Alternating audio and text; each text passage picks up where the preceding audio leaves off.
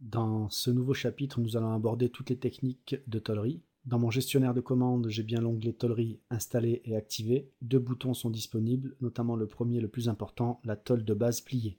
Si je clique sur ce bouton, je dois choisir immédiatement un plan comme pour une esquisse standard. Je vais prendre le plan de face. Je prends l'outil ligne pour tracer 3 segments.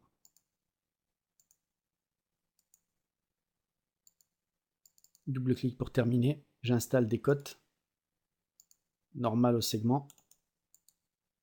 40. 30 pour celui-ci.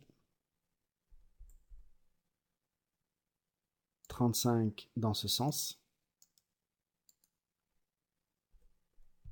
Des cotes angulaires maintenant. Entre ces deux segments, je vais mettre 130 degrés. Et 120 degrés ici. Je valide cette esquisse. Ayant cliqué auparavant sur tôle de base pliée, j'ai la tôle qui est générée immédiatement. Dans le panneau de gauche, vous retrouvez les différents paramètres. Cet outil ressemble beaucoup à l'outil d'extrusion, notamment ici la condition de fin, réglée sur borgne, la distance donc d'extrusion de la tôle, la possibilité d'aller dans les deux directions.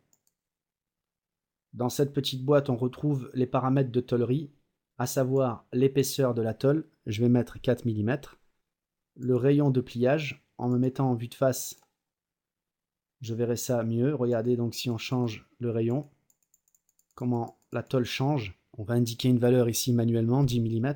Toujours dans zone de pliage, le facteur K, réglé ici au maximum. On peut plutôt mettre à la place la distance BA correspondant à la zone de pliage ici, une fois que la tôle sera pliée. On peut donc indiquer ici une valeur.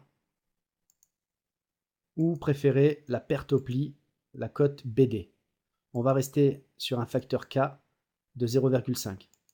On peut inverser la direction pour avoir son épaisseur de tôle à l'intérieur ou à l'extérieur de l'esquisse. La dernière boîte de réglage ici s'appelle grugeage automatique. On verra ça en détail lors d'une autre vidéo. Je valide donc ma tôle de base pliée. Voilà donc comment créer simplement une tôle de base pliée.